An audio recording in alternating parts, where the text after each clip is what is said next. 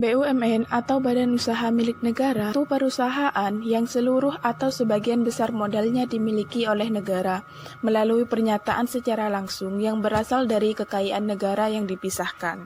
Ciri-ciri BUMN yaitu yang pertama, pemerintah berkedudukan sebagai pemegang seluruh atau sebagian besar saham dari permodalan badan usaha. Yang kedua, segala hak, kewajiban, dan tanggung jawab berada pada tangan negara. Yang ketiga, tujuan utamanya selain mencari keuntungan yaitu melayani masyarakat atau public service. Yang keempat, pemerintah bertindak sebagai pemegang hak atas segala kekayaan dan usahanya.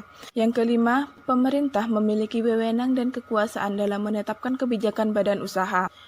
Yang keenam, pengawasan dilakukan oleh lembaga kelengkapan negara yang diberikan wewenang khusus.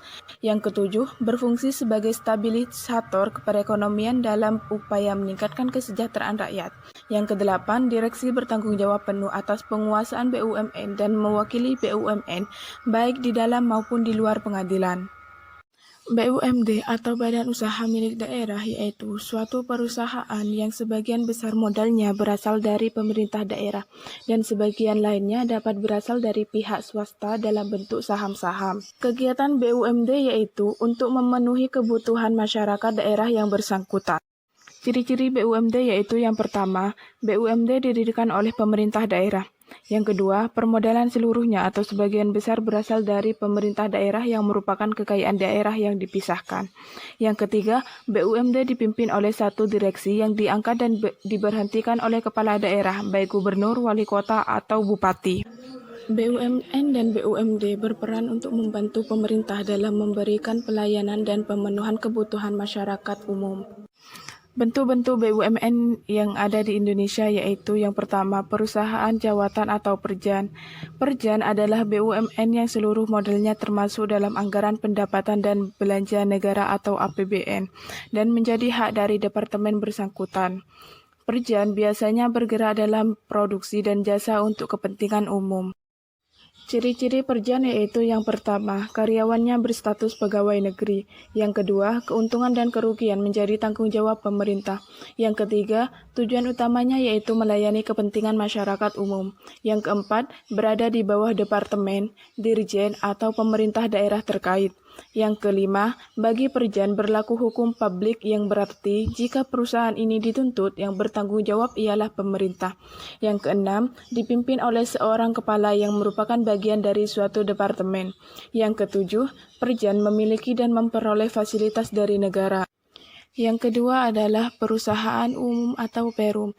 Perum adalah BUMN yang seluruh modalnya dimiliki oleh negara dan tidak terbagi atas saham. Perum biasanya bergerak dalam bidang produksi, jasa, atau bidang ekonomi lainnya yang tujuan utamanya untuk melayani kepentingan umum sekaligus mencari keuntungan. Yang keempat, menteri yang ditunjuk diberi kuasa untuk mewakili pemerintah selaku pemilik modal dan memiliki kewenangan dalam mengatur kebijakan melalui mekanisme dan ketentuan peraturan perundang-undangan. Yang kelima, direksi bertugas sebagai pemimpin Perum yang pengangkatan dan pemberhentiannya ditetapkan oleh menteri. Yang keenam, Dewan Pengawas bertugas melakukan pengawasan dan memberikan nasihat kepada direksi.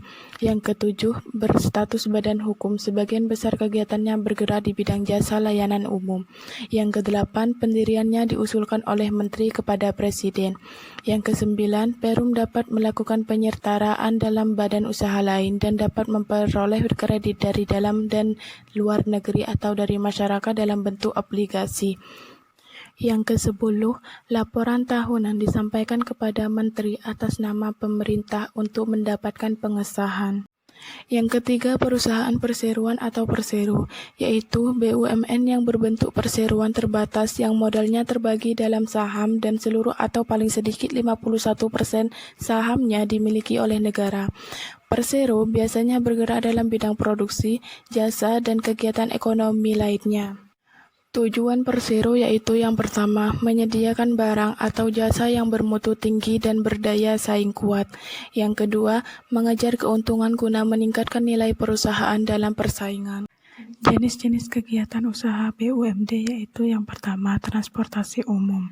Transportasi dapat mempermudah mobilisasinya di masyarakat sehingga pemerintah daerah dapat mengembangkan BUMD dalam bidang transportasi.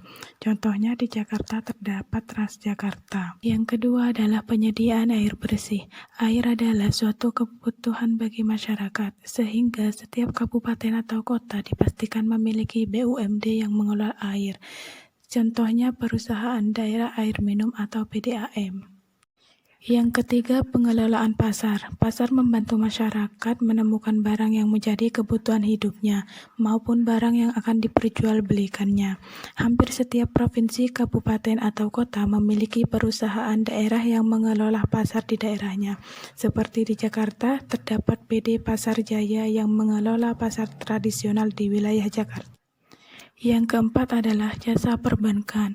Bank berfungsi sebagai lembaga intermediasi atau perantara antara masyarakat yang kelebihan dana dengan masyarakat yang kekurangan dana, baik untuk kegiatan produksi atau usaha maupun untuk kebutuhan konsumtif.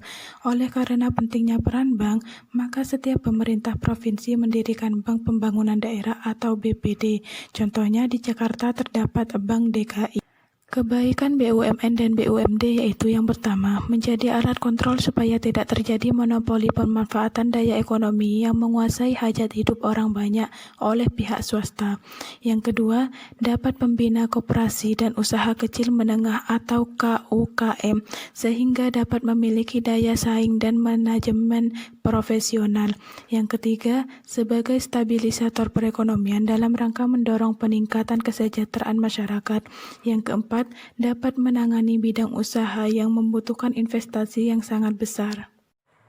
Assalamualaikum warahmatullahi wabarakatuh. Pada kesempatan kali ini saya akan membahas tentang badan usaha milik swasta atau sering disebut dengan BUMS. Pengertian dari BUMS ialah badan usaha yang semua permodalannya itu berasal dari pihak swasta dengan tujuan ingin mencari keuntungan yang sebanyak-banyaknya. BUMS sendiri juga bisa dikelola oleh satu orang dan juga bisa dikelola oleh beberapa orang, seperti itu. Oke, yang selanjutnya di sini pengelompokan dari BUMS. Pengelompokan dari BUMS itu ada 3. Yang pertama, perusahaan swasta nasional, perusahaan swasta asing, dan yang ketiga, perusahaan swasta campuran. Apa itu perusahaan swasta nasional? Perusahaan swasta nasional yaitu perusahaan swasta yang permodalannya itu dari pihak swasta dalam negeri, seperti itu. Terus yang kedua, perusahaan swasta asing. Itu sebaliknya dari perusahaan swasta nasional. Perusahaan swasta asing itu ialah perusahaan swasta yang permodalannya berasal dari pihak swasta luar negeri, seperti itu. Oke, yang ketiga yaitu perusahaan swasta campuran, yang mana perusahaan swasta campuran ini merupakan perusahaan swasta yang permodalannya itu berasal dari patungan antara beberapa pihak swasta, baik antara perusahaan swasta nasional dengan perusahaan swasta nasional dan juga perusahaan swasta asing dengan perusahaan swasta nasional. Itu juga sama, akan tetapi dalam bentuk kerjasama. Oke, yang selanjutnya yaitu ciri-ciri dari BUMS sendiri, yaitu ada 4. Yang pertama, tujuan utamanya untuk memperoleh keuntungan atau usaha. Yang kedua, permodalan berasal dari pihak swasta yang dapat berasal dari mata uang atau beberapa orang dalam bentuk kerjasama. Yang ketiga yaitu memiliki status hukum yang bertanggung jawab sesuai Kitab Undang-Undang Hukum Dagang. Yang keempat yaitu karyawan berstatus pegawai swasta yang diatur oleh peraturan perusahaan yang bersangkutan. Yang selanjutnya yaitu perbedaan perusahaan swasta dan BUMS. Perbedaannya yaitu kalau di BUMS sendiri itu harus berbadan hukum dan mempunyai surat izin usaha. Sedangkan di perusahaan yaitu tidak harus mempunyai surat izin usaha dan berbadan hukum. ada perusahaan kecil dan perusahaan besar. Di sana perusahaan tidak harus berbadan hukum dan mempunyai surat izin usaha seperti itu. Oke, yang selanjutnya yaitu pembahasan tentang peran BUMS dalam perekonomian. Peran BUMS dalam perekonomian itu membantu pemerintah agar mengurangi pengangguran dan juga membantu negara agar perekonomiannya semakin maju, baik dalam ekspor, impor, dan lain sebagainya. Yang selanjutnya yaitu bentuk-bentuk BUMS. Apa saja bentuk BUMS? Yaitu terdiri dari firma, FA, CV, dan juga PT. Oke, yang selanjutnya yaitu badan usaha swasta asing. Yang mana badan usaha swasta asing ini yang ada di Indonesia harus mengikuti peraturan hukum yang ada di Indonesia, seperti itu. Oke, untuk yang selanjutnya yaitu jenis-jenis kegiatan usaha BUMS. Yang pertama itu bidang ekstraktif, yang kedua bidang agraris, yang ketiga bidang industri, yang keempat bidang perdagangan, yang kelima bidang jasa. Tahapan mendirikan usaha dalam BUMS yaitu yang pertama, tahap mendirikan usaha pada firma. Ketentuan mendirikan usaha dalam bentuk firma yaitu yang pertama, para pendiri adalah warga negara Indonesia dan memiliki KTP. Yang kedua, memiliki minimal 2 orang sebagai pendiri dan pengurus perusahaan. Yang ketiga, firma harus berkedudukan di wilayah Republik Indonesia. Yang keempat, didirikan dan dibuat dengan akta oleh notaris dalam bahasa Indonesia. Yang kelima, memiliki tujuan usaha yang tidak bertentangan dengan hukum. Data-data yang harus disiapkan pendiri sebagai dasar pembuatan akta pendirian yang membuat anggaran dasar perusahaan yaitu yang pertama, data nama para pendiri firma sesuai KTP, yang kedua, nama perusahaan, yang ketiga, tempat dan kedudukan perusahaan atau kota atau kabupaten, yang keempat, maksud dan tujuan perusahaan yaitu bidang usaha dan lingkup kegiatan usaha, yang kelima, nama susunan pengurus firma atau direktur, yang keenam, melampirkan surat kuasa jika permohonan dikuasakan kepada orang lain. Yang ketujuh, melampirkan fotokopi KTP para pendiri. Adapun langkah-langkah pendiriannya yaitu yang pertama, pengurusan akta pendirian. Proses pembuatan akta pendirian firma dibuat dan ditandatangani oleh notaris yang berwenang dalam bahasa Indonesia. Persyaratan yang harus dipenuhi yaitu melampirkan data pendirian perusahaan, fotokopi KTP para pendiri firma, serta surat kuasa apabila dikuasakan kepada orang lain. Yang kedua, pengurusan surat keterangan domisili perusahaan atau SKDP.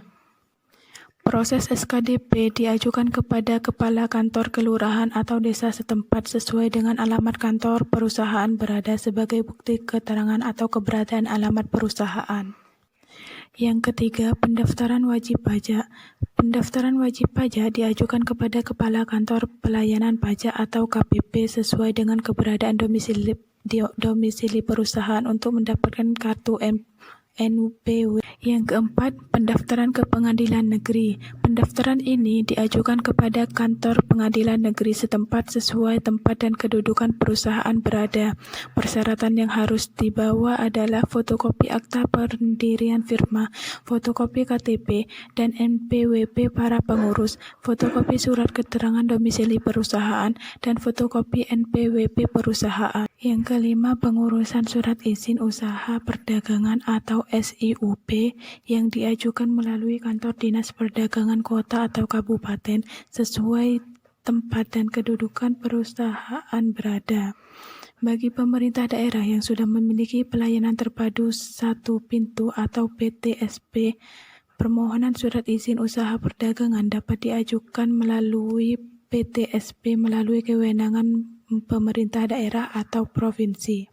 Yang keenam, pengurusan tanda daftar perusahaan atau TDP yang diajukan melalui kantor pendaftaran perusahaan yang berada di kabupaten atau kota. Persyaratan yang harus dipenuhi yaitu fotokopi akta pendirian firma yang telah didaftarkan ke pengadilan negeri. Yang kedua, fotokopi KTP dan NPWP pengurus atau direktur, fotokopi surat keterangan domisili perusahaan, fotokopi NPWP perusahaan atau badan usaha firma, dan fotokopi SIUP atau izin usaha lainnya.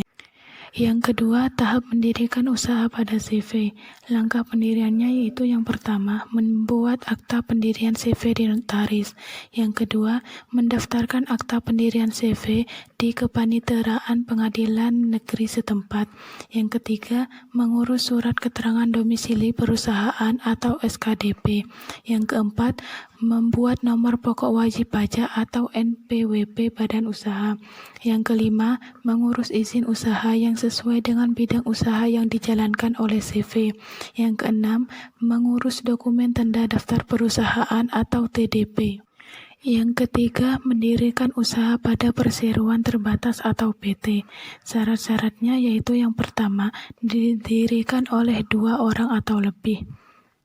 PT merupakan suatu perkumpulan atau persekutuan yang tidak dapat digerakkan ataupun didirikan oleh hanya 1 orang saja. Syarat ini berkaitan erat dengan dasar dari pembentukan suatu perseroan terbatas, yaitu adanya suatu perjanjian yang mengikat di antara para pihak pendiri yang tergabung di dalam perseroan terbatas. Yang kedua, akta pendirian berbentuk akta notaris. Adapun hal-hal yang perlu untuk dimuat di dalam akta pendirian tersebut antara lain yaitu yang pertama, anggaran dasar perseroan terbatas yang telah disepakati oleh pendiri.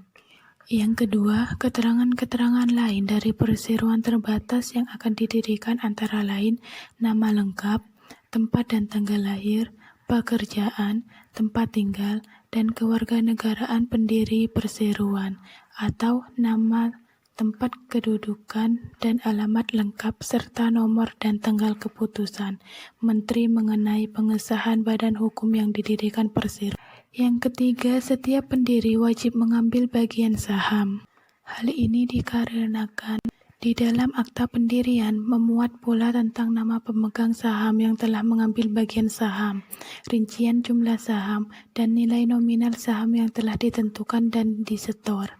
Berkaitan dengan hal tersebut, akan menjadi tidak sah akta pendirian jika bagian saham baru diambil oleh pendiri persero setelah persero tersebut didirikan. Yang keempat, memperoleh keputusan pengesahan status badan hukum dari menteri. Perseroan memperoleh status badan hukum pada tanggal diterbitkannya keputusan menteri mengenai pengesahan badan hukum perseroan.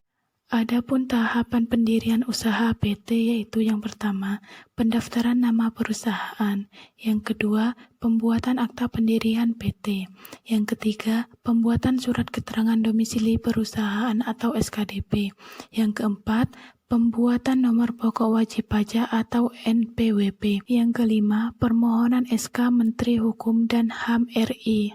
Yang keenam, pembuatan surat izin usaha perdagangan atau SIUP. Yang ketujuh, pembuatan tanda daftar perusahaan atau TDP. Yang kedelapan, pendaftaran pengusaha kena pajak atau PKP. Yang kesembilan, pengumuman dalam berita acara negara Republik Indonesia. Studi kelayakan usaha atau business plans adalah studi tentang kelayakan suatu ide usaha, apakah layak untuk dikembangkan atau tidak. Manfaat studi kelayakan usaha yaitu yang pertama, investor. Investor membutuhkan SKU untuk mengetahui perkiraan keuntungan yang akan didapat dan keamanan dana yang akan diinvestasikan. Selanjutnya di sini saya akan menjelaskan tentang studi kelayakan usaha, yang dimana pengertiannya menurut Husein Umar adalah penelitian terhadap rencana bisnis yang tidak hanya menganalisis layak atau tidak layak bisnis dibangun, tetapi juga saat pengoperasian secara rutin untuk pencapaian keuntungan yang maksimal untuk waktu yang tidak dapat ditentukan. Contohnya seperti peluncuran produk baru. Manfaat dari studi kelayakan usaha, terdapat beberapa pihak yang akan merasakan manfaat dari SKU, diantaranya para investor, editor, manajemen keuangan, pemerintahan, dan juga masyarakat. Untuk komponen dan aspek studi kelayakan usaha yang menjadi pertimbangan dalam penyusunan SKU ialah komponen pasar. Aspek yang diteliti pasar konsumen, pasar produsen, komponen internal perusahaan, aspek yang diteliti pemasaran, teknologi dan teknik, manajemen, sumber daya manusia, dan keuangannya. Komponen lingkungan, aspek yang diteliti politik ekonomi dan sosial, lingkungan industri, yuridis, legal atau hukum, dan juga lingkungan hidup. Tahap penyusunan studi kelayakan usaha. Secara umum, tahap-tahap penyusunan SKU ada 6. Yang pertama, tahap penentuan ide. Yang kedua, tahap penelitian. Yang ketiga, tahap evaluasi. Yang keempat, tahap pengurutan usulan yang layak. Yang kelima, tahap rencana pelaksanaan. Dan yang keenam, tahap pelaksanaan.